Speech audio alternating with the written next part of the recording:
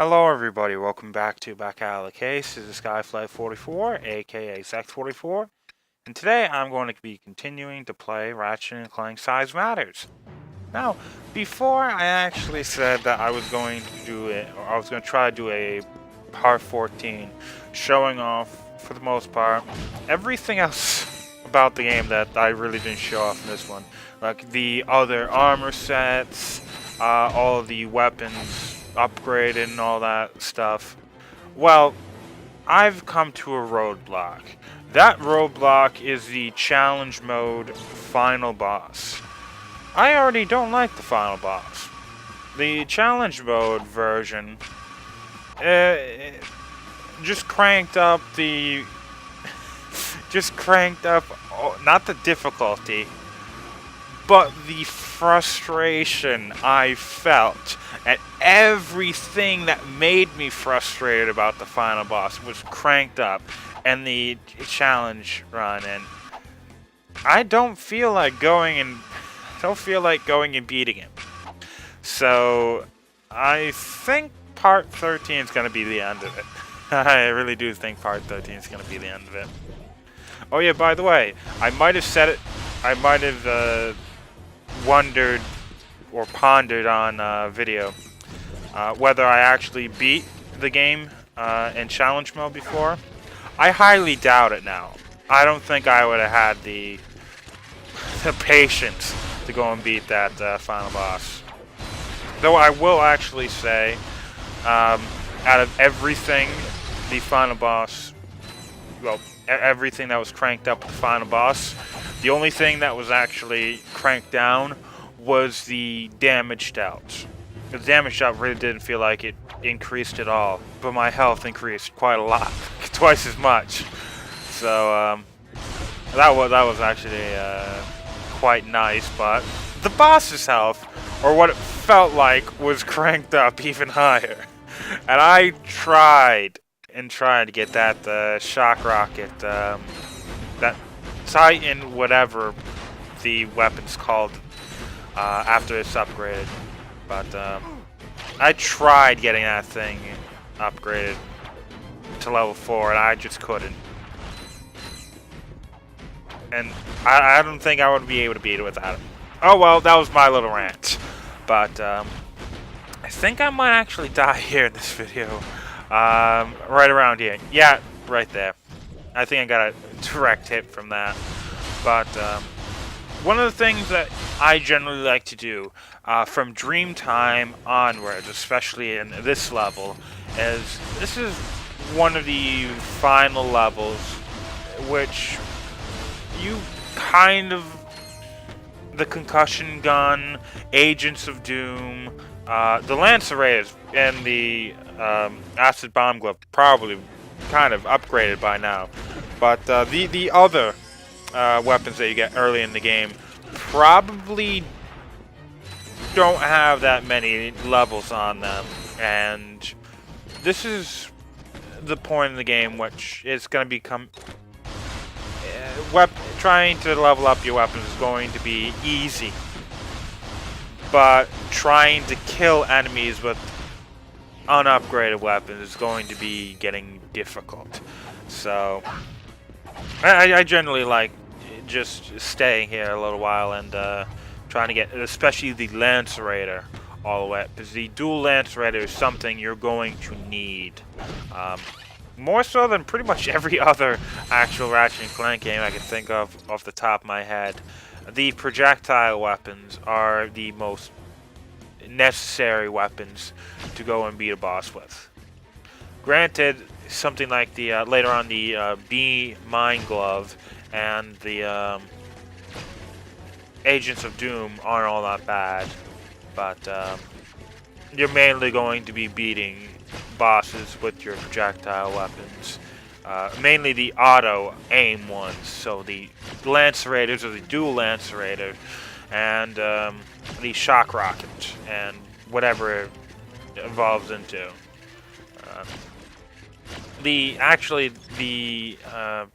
That sniper rifle thing we actually get in the shape of a crossbow. That not necessarily it be not necessarily the original version, but the upgraded version is wonderful to go and use if you can actually get the aiming right. It's far harder to aim because it doesn't actually have an auto aim function, but it is quite useful. Now that little turret section that we just did with Clank, that's probably, I might have said this about something else, but I'm definitely going to come back and say it to this. But that Clank turret section is by far the worst part of the game. It's boring. Really, really boring. It's actually frequent in maybe 2 or 3 levels. And it's a complete pace breaker. One of the things I've never really liked in the Ratchet and Clank games was any gadget that ever felt as if it was a pace breaker, or any platforming section, minigame, or something that felt like a pace breaker, was generally always, for me, the worst part of the game.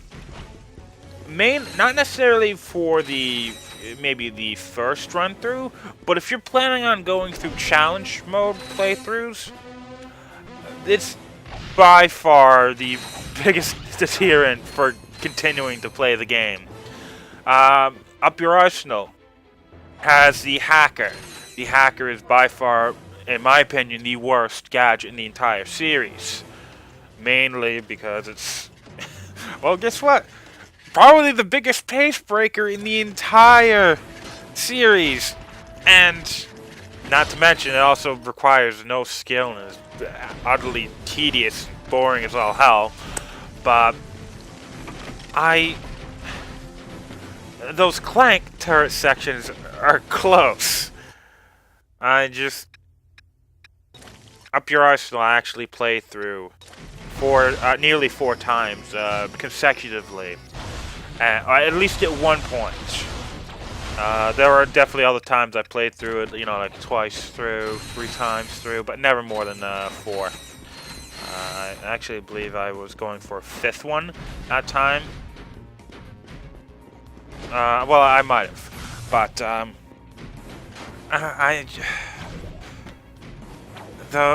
anything that resembles a pace breaker, like in the first game, one of the big pace breaker was the Clank sections. They were, boring.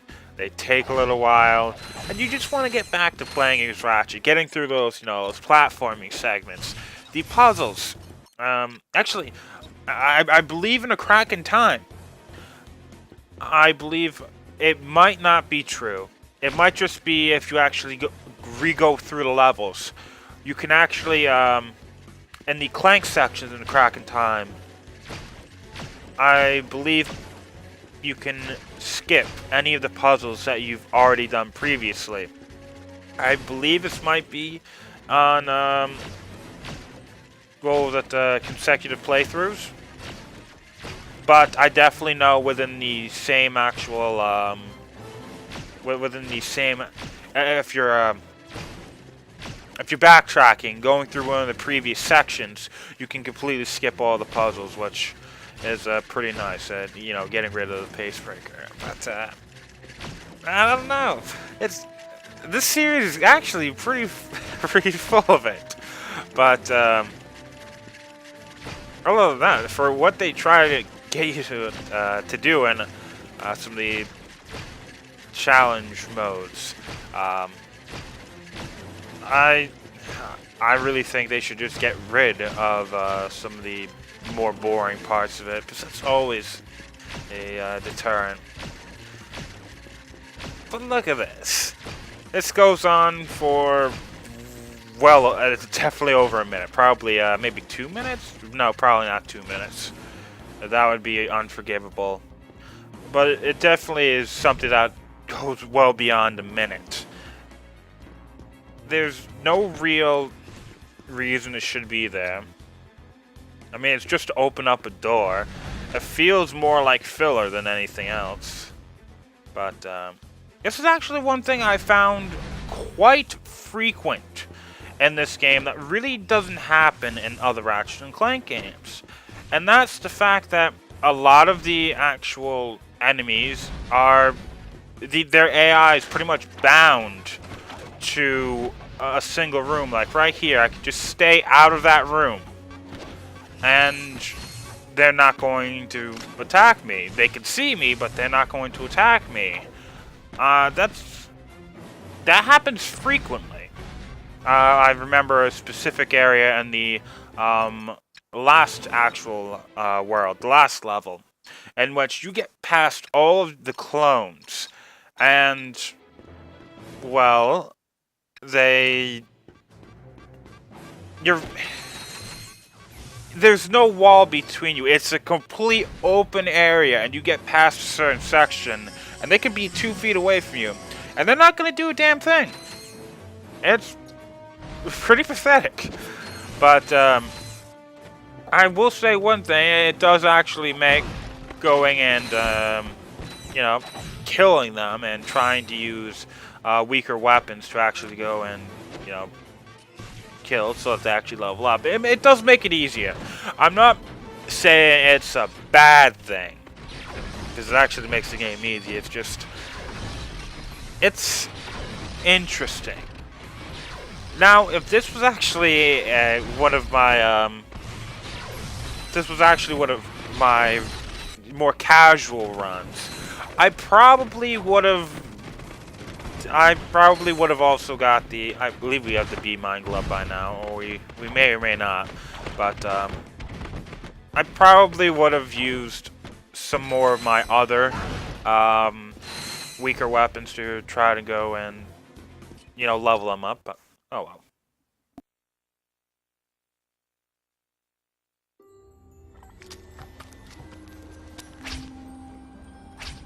What is this place? I believe it is a laboratory of some sort.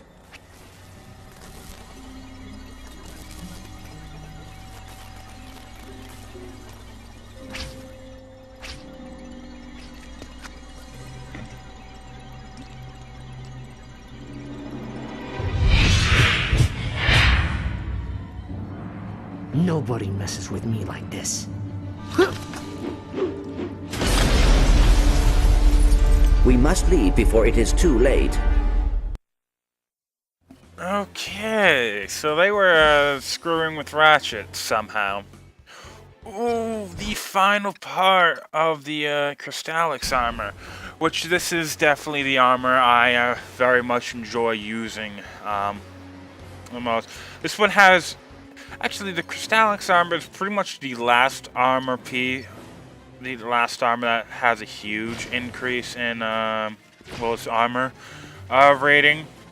Granted, there's still going to be better armor sets later on, but I believe this one's going to be the last truly big leap. So put it on. I will say one thing: I do like the armor system in this game, just because the armor in the other games don't really seem to, well, some of the games don't really seem to do much at all. Always just, they don't give you any extra, like any added effects. The actual armor rating may or may not be what it actually says. It doesn't really, and it's something like a Tools of Destruction. Getting a new piece of armor doesn't really actually make... It really doesn't help you with, being able to survive more hits. All it really does is, well, make you continue to have the same amount of hits before you're dead. In Tools of Destruction, you could easily die. And you are always going to take more and more damage, and actually, like the first actual level, you can die in 10 hits. The last level, you're going to die in 2 or 3 hits, probably 3. You might be able to get to 4 if you die enough that your health increases, a few times. But, oh yeah, I've had a horrible ass time trying to do this, because I actually did die here. I was, just screwing around trying to get some of my other actual, weapons up. I believe I actually got this weapon up, but, the acid bomb glove went up, and it's a wonderful weapon now. Use it, spam it. That actual little goop is so incredibly useful. Just go for it. But what you actually really need to do here is just... actually, I don't know if you even have to kill these guys. You probably do. But, all you have to do is make it to your ship. Which...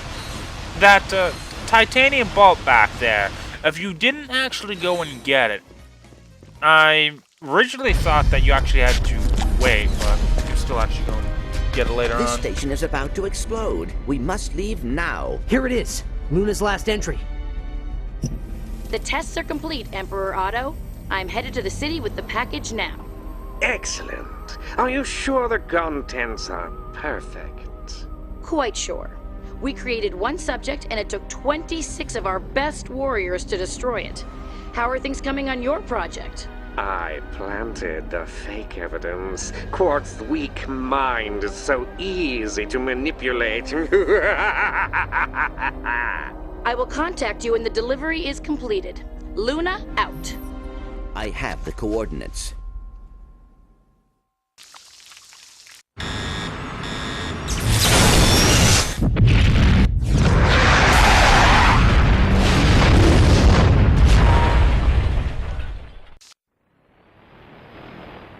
Yeah, that level's actually... You can only really do it once. Can't go back to it, so... That titanium bolt, though, if you didn't actually get it there... before, I didn't think it was actually within the level itself. I thought it was in the ruins of the level. But, the last portion of it, right there, it would be somewhere around here, the titanium bolt, but, if you actually look around, this is going to be our next skyboarding field. And right here, we can actually go into dream time, through that, little bed. Here's the thing. I originally thought that, well, I couldn't get this titanium bolt until I had something else. However, all you really need is the actual hook shot. So, actually, it's hyper shot. I was just playing Zelda a little while ago. Oh well. But this was a pain in the ass to actually go and get. You actually have to stand around here and then go for it, and even a little bit farther to the right, and then go and get it. But yeah, this was a pain in the ass. It's nowhere near a pain in the ass that that restart the entire level titanium bolt was. Well, see you in the next part.